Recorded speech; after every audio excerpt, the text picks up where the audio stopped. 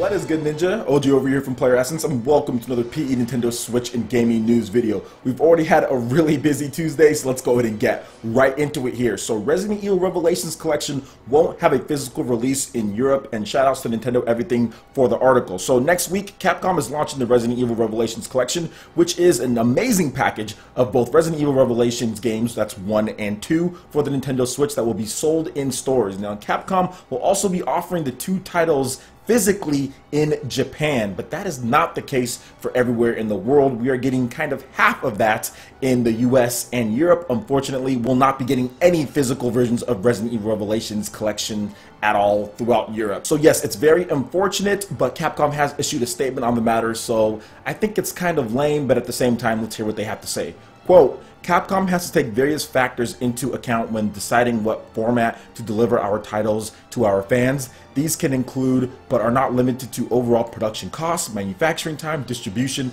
and first-party regulations. In the case of Resident Evil Revelations, we found out that unfortunately it's not viable for Capcom Europe to create a physical version of the title on the Nintendo Switch for our territories. However, we will be making this available as a digital release. So just one more thing, guys, as far as America goes, we are kind of getting half of this collection release, because here in America we are getting Resident Evil Revelations 1 on cartridge, but then Resident Evil Revelations 2 comes with an actual download code inside of the box. So that's very different from it actually being the physical game sold on cartridge. It's not happening as far as North America. We just get one of the games, and then there's a download code for the second game in the box. Now, Europe isn't getting any of the physical editions at all. You just basically get the eShop, and that's it. It's still $20, so it's still going to be the very cheap price. It's still amazing value for the content that you get in each of the game with all the DLC. You have the online raid modes, you have the co-op when it comes to Resident Evil Revelations 2, split screen Joy-Con co-op, you have HD rumble, you have IR aiming, you have motion sensing, you have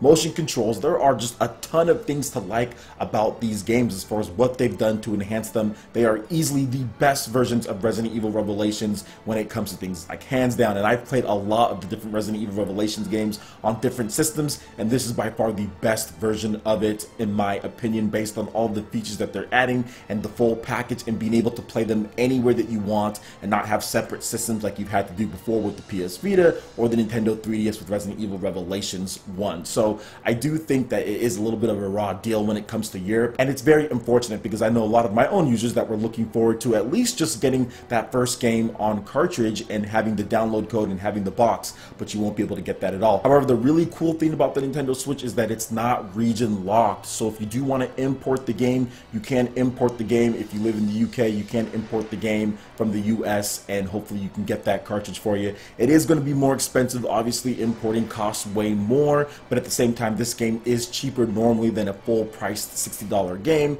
so you will be able to save just a bit there. So it's unfortunate, but at the same time, like, it is what it is. Capcom has done this before when it comes to Europe, and I'm guessing that probably the pre-order numbers and just the numbers in general for Resident Evil Revelations weren't good enough beforehand or on different systems or whatever the case is for them to justify actually making the carts in all those different areas and then selling them to all those different areas based on how many they would have to actually buy, or there would be like mass shortages of the game just because they were going to be cheap anyway and not buy a ton of cartridges just because it's not going to be like a super big selling game anyway in that area. So that's what I'm thinking, but it is what it is, guys. What do you guys think about this? Are you going to import, or are you just not going to buy the game at all? I'd love to hear your thoughts as far as the people who do live in Europe and are upset about this. Alright, and moving into the next article here, the Nintendo Switch was the most sold game system in Canada last month. Now, according to the Canadian NPD results, which I didn't know there was a separate Canadian NPD results, the Nintendo Switch was the most sold gaming device in Canada throughout the month in October.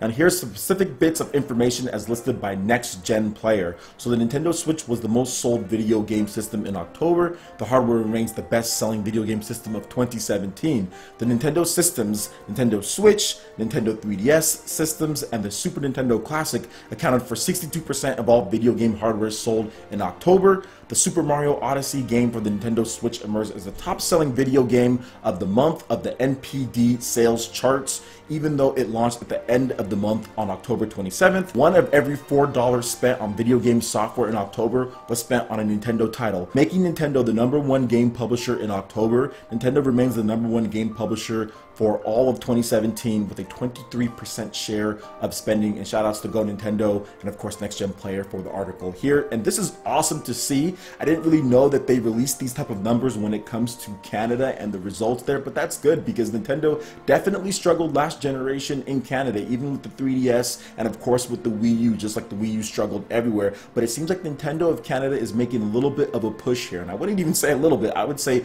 a lot of a push, being spurred on by great software. I know that a lot of the different titles so far, like The Legend of Zelda Breath of the Wild, ARMS, Splatoon 2, all of these games have been pushing systems in Canada more than you saw with the Wii U, and even more than what you saw with the 3DS as well. We're getting some great sales results from Canada, and that's exactly what I like to see, because the operation for how big Canada is, the operation Nintendo runs there is kind of small. It's kind of small compared to what they have in Japan, of course, and of course what they have to here in the US and even in Europe as well. So I'm hoping that with these great sales numbers and with the push that we're seeing, we're going to get a lot more sales numbers and better sales results for Nintendo games for our friends up north, because this is cool, man. It's just cool to see the expansion of Nintendo, and that's exactly what you want to see. You want to see more sales for them there. You want to see the expansion grow bigger so we can get bigger and better games when it comes to Nintendo. So what do you guys think about these sales so far when it comes to the Canadian NPD? I think things are going a lot better for Nintendo up there, so I'm happy to see that. I would love to hear you guys' thoughts in the comment section below. Alright, and moving into the last article here, Famitsu has a Xenoblade Chronicles 2 cover that pretty much epitomizes the conditions of Xenoblade Chronicles 2 when it comes to the release of the Nintendo Switch. Pretty much perfect. Now there's also a Kirby Battle Royale cover ad and all of that, and that's awesome, but we're going to be talking about Xenoblade Chronicles 2 because this is something that I've discussed before, but I just want to make sure that I let it be known for all my new subscribers, and also to reiterate a point that I've been saying. This is by far the best conditions that Monolith Soft has ever been in when it comes to their time with Nintendo in order to release a game in the Xenoblade franchise. Beforehand, we've had all sorts of blunders, stupidity, and horrible things happen when it comes to this franchise in terms of market sales, in terms of just visibility and getting this franchise out there to as many consumers as possible. Now, just for a short history, not going to go over everything, but originally with the Wii, Nintendo of America did not believe in this game, and the only reason why we got the game is because Nintendo of Europe decided to localize the game in English, and that's how we got it over here. And even then, there were some issues when it comes to it. It was only available at GameStop, and we had the whole Operation Rainfall thing to where we had to have a fan campaign to petition to get this game, in addition to 2 other games that Nintendo of America did not want to bring over. Now moving on to Xenoblade Chronicles X, Nintendo showed off the game and people were hyped. Obviously Nintendo of America and Nintendo in general just saw like, hey, okay, Xenoblade is good. We had good sales with Xenoblade Chronicles on the Wii, even though it was released so late in the life cycle of the Wii, pretty much after the Wii was dead in North America. It was released late, but people still went out there and picked it up despite all of the issues. Okay, let's make sure that we get it out as far as showing people what the game was, but at the same time, it released at the very end of the Wii U's life. The Wii U was a failed system, and I definitely think that that stunted the sales and stunted the visibility of Monolith Soft and the type of amazing, big, expansive games that they create. Now move on to Xenoblade Chronicles 2. What are the issues so far with Nintendo? There are pretty much none. Nintendo is selling more systems than they've sold since the Wii. You're getting a huge uptake as far as the install base of the Nintendo Switch, so you're good on the sales front. And if you're looking at the timing period, okay, we're still in the first 9 months of the system's launch. You have a lot of people that are looking for big and expansive adventures. You have a system that can be played portable, so you can sit there, lie down on your couch, relax, and you can go through all that stuff and grind out the battles and get the experience and do all the side stuff comfortably lying down in bed, lying on your couch, wherever you want. So it's the best playability as far as for Xenoblade Chronicles that this game has had, because the 3DS version was awesome to play, because the new Nintendo 3DS version of Xenoblade Chronicles was awesome awesome to play, but you can't play that on the TV. You can only play that right there on your 3DS. So I think that with the Nintendo Switch, as far as Xenoblade Chronicles 2, this cover just pretty much sums it up for me. It just looks perfect.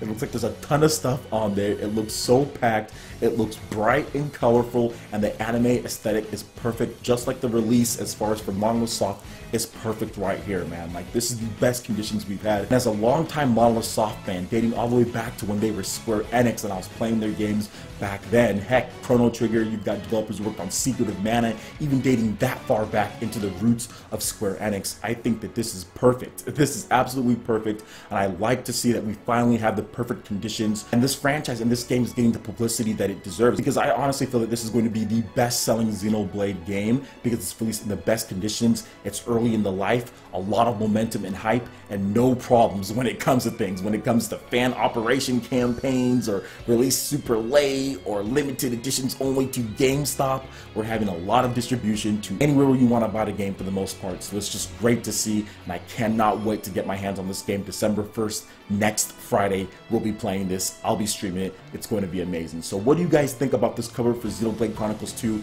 in addition to the conditions surrounding the release, as far as Monolith Soft finally getting the release that they deserve, in my opinion, as far as no extracurricular activities or BS going on? I would love to hear you guys' thoughts in the comment section below. Alright, Ninja, that wraps it up for this video here. Go ahead and check out the links in the description below. We've got Facebook, we've got Twitter. Go ahead and give us a follow and a like on our social media. It really helps us spread the content of Player Essence. Also check out our Patreon and YouTube live gaming page and consider supporting Player Essence. When you do so, it gets you access to all sorts of emotes, benefits, perks, and rewards. So check out the link in the description below and consider supporting Player Essence right here on YouTube.